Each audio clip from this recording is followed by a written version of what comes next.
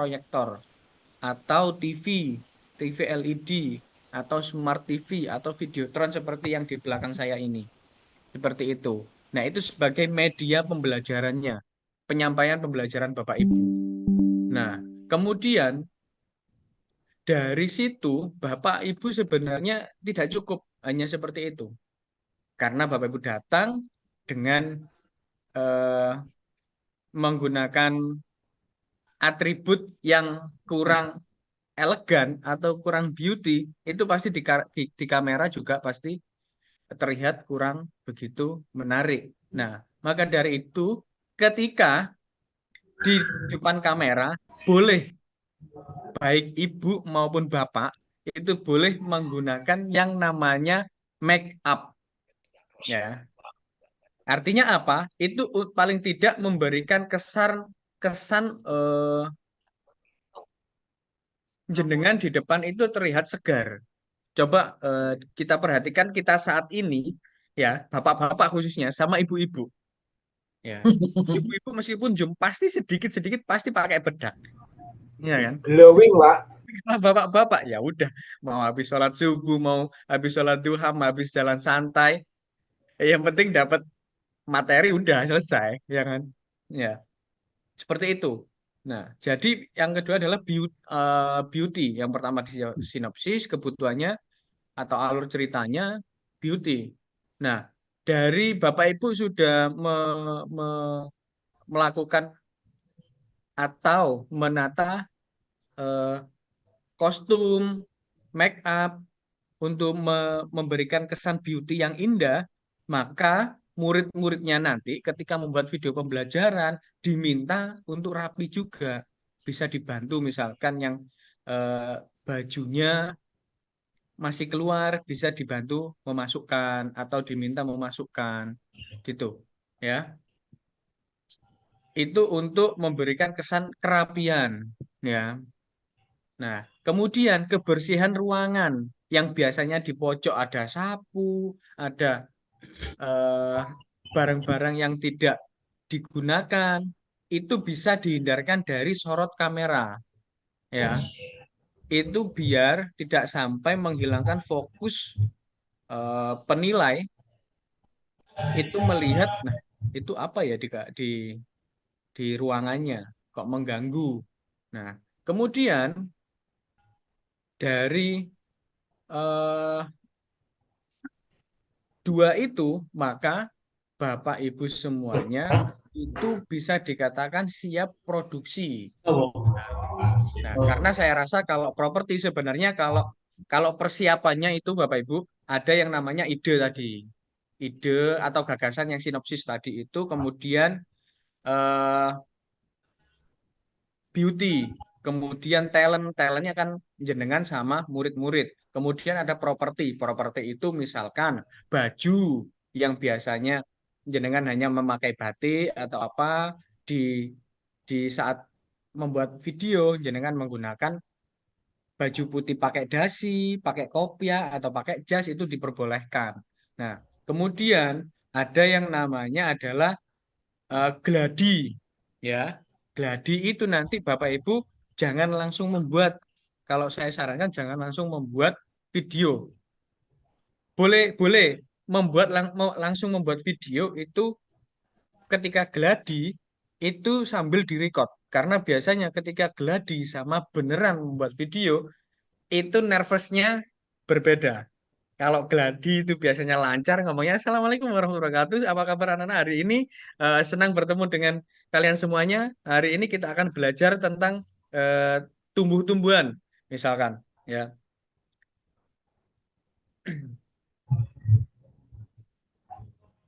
sebentar. Mungkin Bapak Ibu nanti bisa sambil melihat materi. Saya tampilkan di belakang.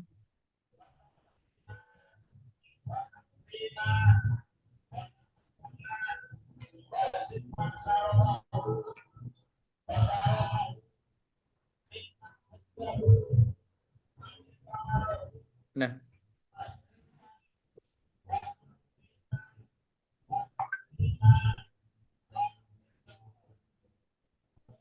bisa terlihat Bapak Ibu? Boten, Pak. Pak, kurang Nggak jelas. jelas, Pak. Terlihat Kurang tapi jelas. kecil. Kurang Buram, terlalu Pak. kecil. Kurang jelas, Lihat tapi Pak. tidak terbaca. Buram, Terlihat Pak. tapi tidak terbaca. Ini terus.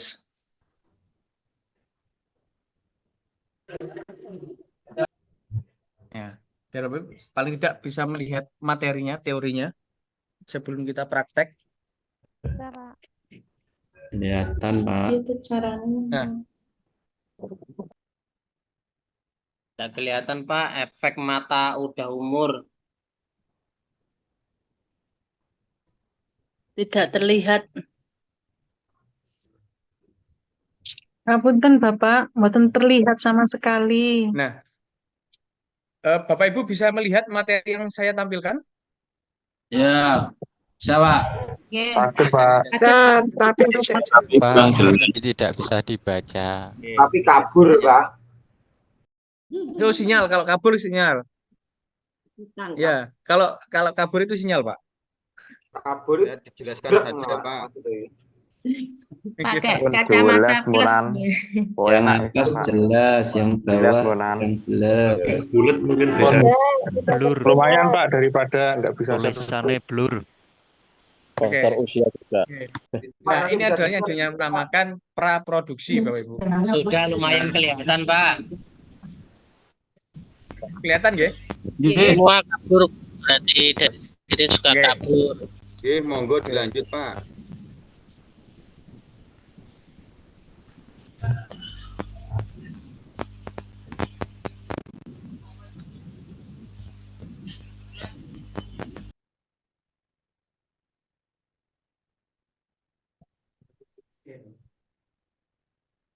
Nah,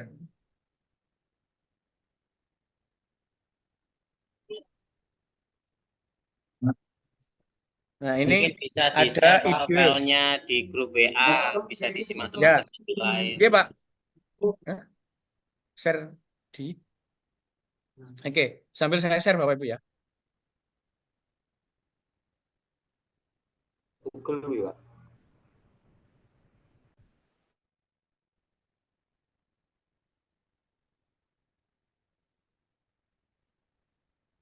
Oh, Nanti kalau ketemu yang administrator, kita mintain tanggung jawab bareng-bareng nanti.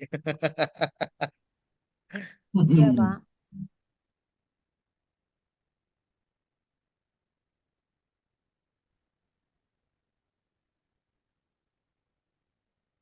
Betul, Bang Ibu. Nah, ini saya kirim ke Pak Eko nanti di share.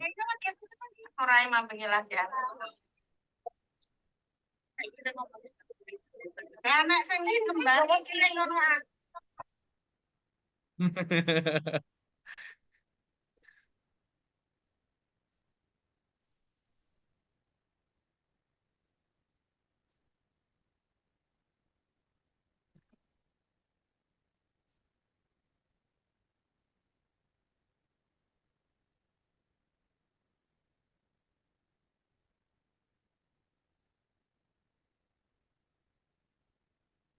Baik, sambil menunggu materi di share, saya lanjutkan. Jadi dalam pembuatan video itu Bapak Ibu, yang perlu diperhatikan pertama adalah alur ceritanya. Ya, jenengan mau misalkan melakukan pembelajaran tentang teks mensolati jenazah. Nah, berarti jenengan punya ide atau gagasan yang judulnya adalah praktek mensolati jenazah misalkan. Nah, itu kemudian jenengan melakukan analisis propertinya apa aja. Pertama berarti ada jenazah atau propertinya, pengganti jenazahnya, kemudian kain kafannya. Nah, kemudian talentnya adalah sebagai imam sama jamaah sholatnya itu. Kemudian jenengan sebagai instrukturnya, ya. Nah itu sudah masuk talent. Kemudian penataan kameranya, berarti penataan kameranya kalau mensolati jenazah atau sholat itu menghadapnya ke kiblat, berarti jenengan berikan satu kamera di samping kanan jenazah. Ya, ini pasti paham. Kalau di samping kanan jenazah sudah pasti paham. Nggak mungkin jenazah kepalanya ada di timur.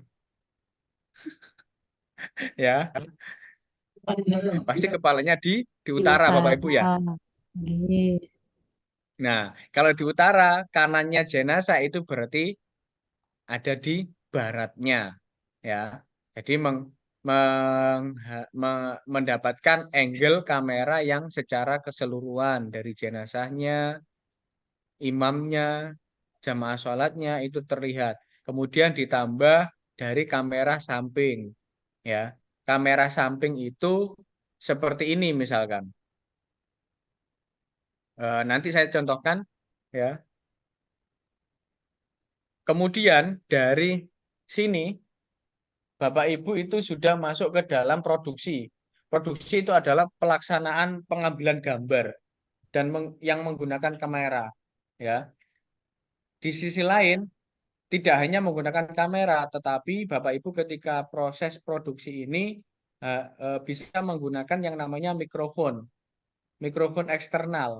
Bisa ada yang bagi Bapak Ibu yang sudah memiliki kamera digital, ya, bukan kamera handphone, itu bisa dikasih inputan mikrofon eksternal. Atau bisa Bapak Ibu menggunakan handphone yang dimiliki sebagai mikrofon.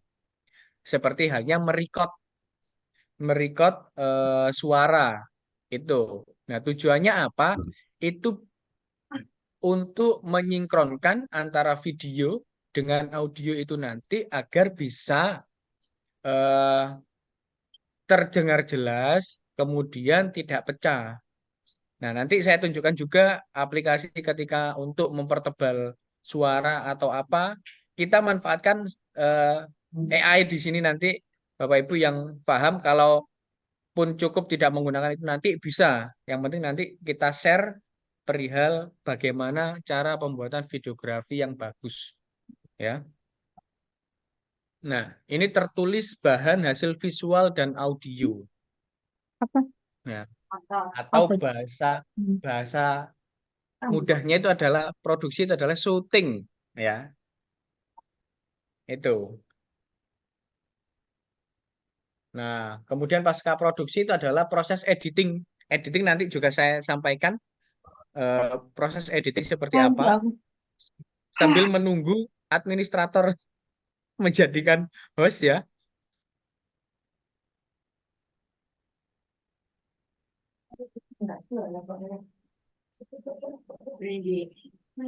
Nah, kemudian antara ini sinkronisasi antara A itu audio, V itu adalah video.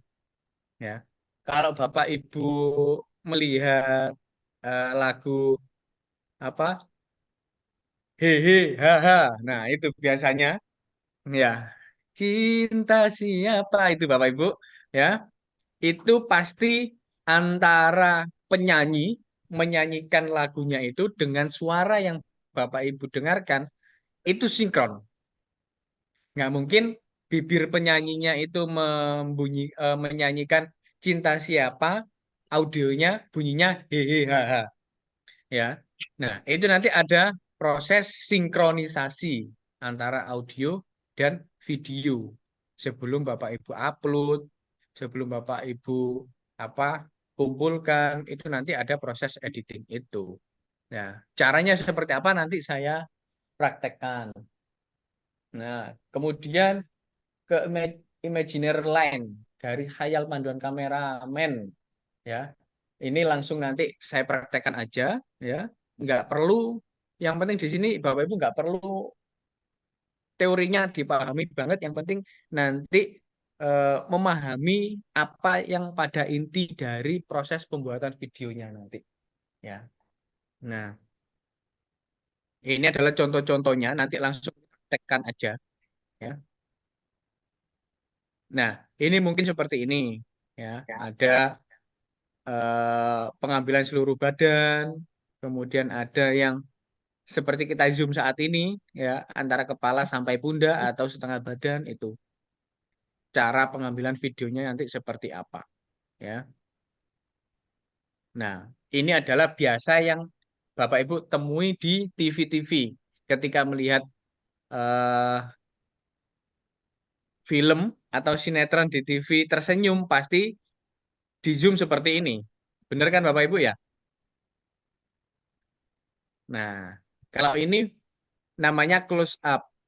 Close up itu menunjukkan perhatian penonton untuk melihat subjek dari dekat. Misalkan ini yang ditunjukkan adalah senyumannya. Bukan close up ini ya, pasta gigi ya. Ini namanya close up istilahnya. Ya. Kemudian ada medium close up itu kepala sampai pundak.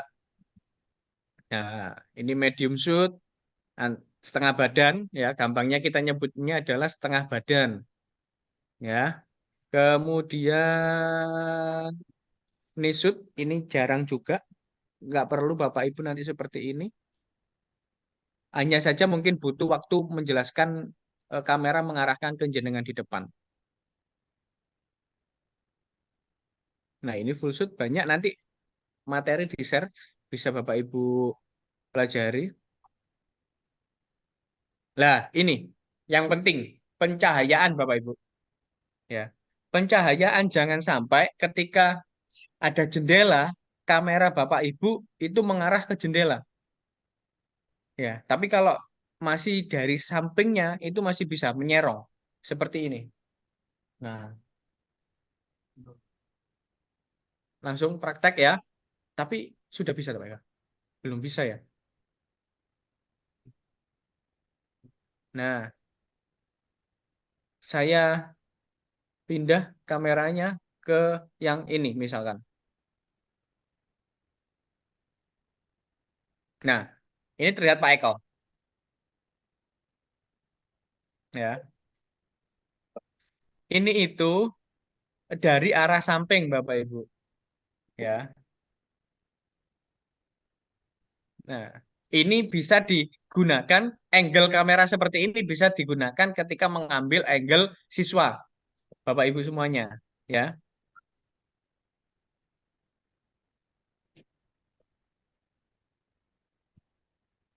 Nah, ketika seperti ini mungkin angle seperti ini Bapak Ibu bisa bisa melakukan ketika misalkan ada tanya jawab misalkan. Coba angkat tangan Pak Eko. Nah, angle seperti ini. Misalkan apa yang dimaksud dengan siapa yang bisa baca niat sholat duhur misalkan. Kemudian siswa Bapak Ibu semuanya ini angkat tangan. Misalkan Pak Eko saya gitu. Ya, jadi angkat tangan. Terlihat itu namanya close up. Ya, tadi ya dicontohkan gambar close up itu seperti itu. Ya. Nah, kalau yang kamera yang satu ini, yang saya buka ini, yang saat ini,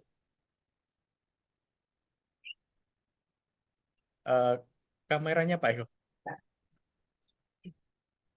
Nah, sebentar kita setting dulu.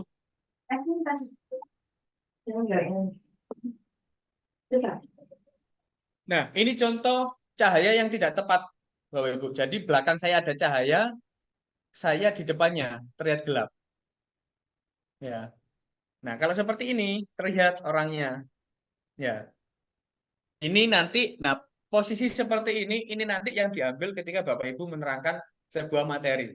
Jadi, Assalamualaikum warahmatullahi wabarakatuh. Selamat pagi anak-anak. Apa kabar hari ini? Semoga kalian semuanya bahagia. Hari ini kita akan mempelajari apa itu flora dan fauna misalkan. Apa itu sholat tahajud misalkan. Nah, ya. Nah, jadi Bapak Ibu harus memperhatikan ke arah kamera depan. Ya. Bukan melihat ke bawah. Ya. Nah, sesekali Bapak Ibu sambil menyapa muridnya boleh. Tidak harus melihat terus monoton ke arah kamera. Nah, kemudian sesekali mungkin bisa di close di close up ketika akan memberikan pertanyaan. Nah, seperti ini misalkan. Ayo, siapa yang bisa baca niat sholat tahajud, angkat tangan. Nah, ketika angkat tangan, nanti editingnya itu diarahkan ke kamera samping. Nah, nanti saya gitu. Ya, susah Bapak Ibu. Itu butuh berapa kamera, Pak, kalau gitu, Susah. Pak? 2 cukup, Ini nanti 1 pun cukup. yang take video harus berapa orang atau kita sendiri sambil ngajar gitu, Bapak? Ngajak teman. Kalau Bapak Ibu ada kamera HP 2 dengan tripod ada 2, Bapak Ibu bisa melakukan sendiri atau meminta bantuan satu teman. Paling amannya itu Bapak Ibu meminta bantuan teman untuk sebagai kameramen ya, atau yang mengontrol kamera ya, seperti itu. Paling bagus, paling aman adalah 2. Tapi ketika menggunakan satu kamera bisa. Kemarin saya melihat di YouTube beberapa video pembelajaran yang dibuat oleh mahasiswa PPG di LPTKIN Kediri, itu ada yang menggunakan hanya satu kamera.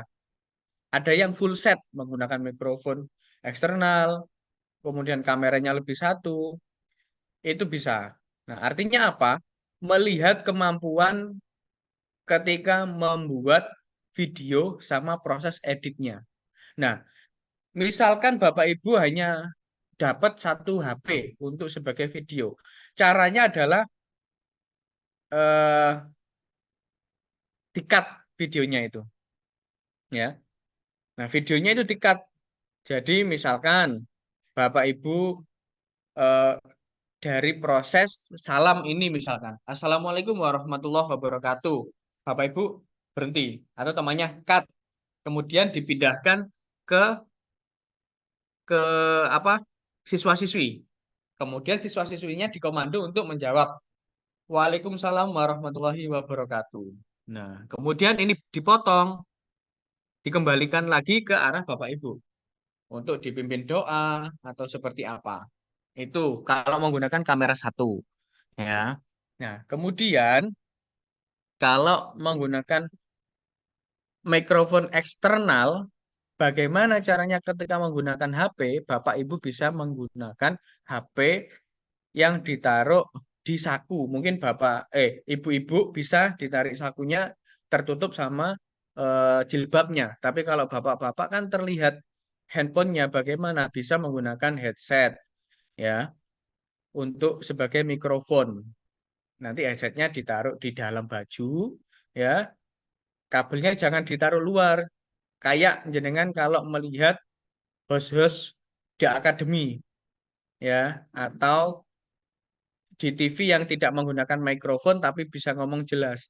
Nah, itu ini presenter berita. Ya, presenter berita itu kadang terlihat mikrofonnya kecil di sini seperti kancing baju. Itu. Nah, kabelnya dimasukkan ke baju kemudian HP-nya ditaruh di saku. Ya, itu untuk kerapian Bapak Ibu semuanya terkait mikrofon. Nah, ini harusnya langsung praktek enak ya, tidak hanya pengambilan angle kamera.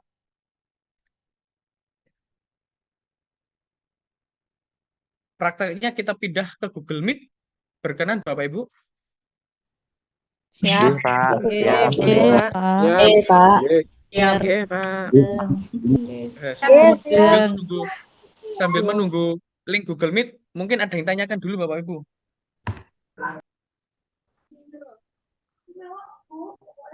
Nuwun sewu Pak, izin bertanya. Oke, monggo Pak. Aja ya. Ini yang dibahas kan dalam keadaan normal ya Pak, artian Nggih. kelasnya ada. Ya masalahnya saya itu sekolahnya di rehab total, jadi nggak ada sekolah. Sekarang itu belajarnya di masjid sama di parkiran masjid Pak. Nah itu menyikapinya gimana nih? Sama saya juga di rehab total. Lah niku Saya enak ngature. ngungsi di kelurahan yang satu ruangan disekat jadi 3 ruang kelas. Nggih. Mohon arahan. Mirip bu niku kalengin kula. Itu Dulu di sekolahan liya. saya serahkan ke Pak Eko nggih, teknisnya. Nggih.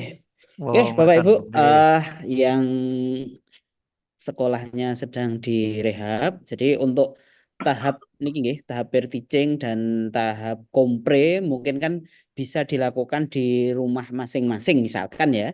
Yang penting jaringannya bagus, terus kemudian ada properti yang sesuai.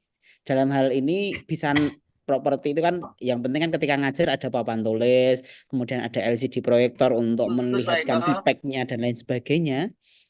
Itu bisa atau pinjam sekolah yang lain. Jadi karena kan jadwal peer teaching itu kan gantian. Nah, nanti mungkin yang jadi pertanyaan ketika tadi yang real teaching di saat PPL itu nanti ya sesuai yang Bapak Ibu laksanakan saja. Jadi misalkan di masjid, ya di masjid, maka untuk angle dari apa namanya? Dari videonya bisa ini apa? Angle videonya agak turun ke bawah atau misalkan seperti itu. Atau kalau bisa memungkinkan supaya hasilnya maksimal, begitu bisa join dengan sekolah terdekat. Jadi pakai satu ruang untuk dikondisikan siswanya Bapak Ibu praktek mengajar di situ. Tapi kalau nggak memungkinkan, maka Bapak Ibu bisa melakukannya di tempat itu. Yang penting nanti koordinasinya dengan dosen dan guru pamongnya, karena yang menilai adalah dosen dan guru pamongnya. Tetapi harapannya adalah ketika karena nanti ujung-ujungnya ya video di PPL itu nanti bisa sekalian dipakai untuk UKIN. Nah, maka sarannya adalah minjem ruang kelas yang sekolah sekitarnya begitu untuk dikondisikan. Atau misalkan kalau siswanya nggak bisa dikondisikan ya pinjem siswanya sekolah itu sekalian. Yang penting kan Bapak Ibu ngajar di sekolah itu. Supaya hasilnya maksimal karena penilaiannya adalah ketika Bapak Ibu nanti di tempat yang tadi ya yang dalam renovasi tadi kan hasilnya juga tidak ada tidak bisa maksimal, ada poin-poin penilaian yang tidak bisa ternilai nanti karena respon siswa dan lain sebagainya tidak kelihatan. Mohon maaf Pak Eko, terkait murid kan tadi sarannya kita boleh untuk join dengan teman-teman yang di sekolah lain. Itu seandainya jumlah muridnya realnya nggak sama, nggak apa-apa ya Pak? Kalau semisal di sekolah saya yang saya mau PPL itu jumlahnya 30 siswa, sedangkan saya mau pinjam ke teman guru PAI sekolah lain muridnya itu hanya 15, apakah tidak apa-apa? Enggak masalah, Bu, enggak masalah. Oh, nggih, terima kasih. Penting, ya itu tadi yang penting nanti komunikasinya dengan dosen dan guru pamong. Gini Pak Eko, untuk tentang tadi yang dibahas tadi itu untuk PPL ya Pak ya. Yang untuk prakteknya peer teaching itu kemarin kan tidak boleh ada komunikasi antar siswa. Sedangkan ini kan boleh. Mohon pencerahannya karena besok itu kami itu pagi jam 7:30.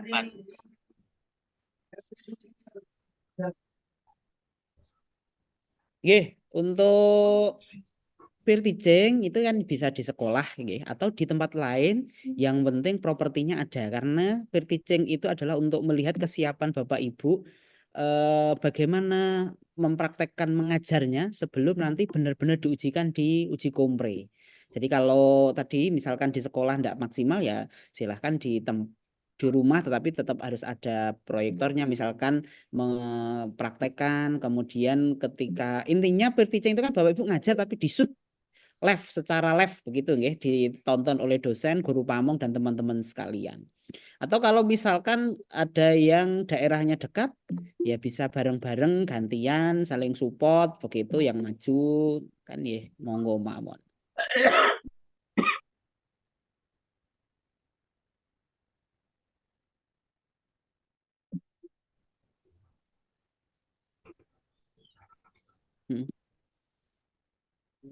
Ya. Oke, Bapak Ibu sekalian, mungkin bisa pindah ke Google Meet dulu nggih. Satu lagi Pak Eko, sudah dian. Nggih. Bisa, Pak, nggih. Pindah ke Google Pun. Meet sekalian nggih. Siap. Di grup Di Google Meet Pak nggih. Nggih. Zoom-nya kita silakan keluar dari Zoom.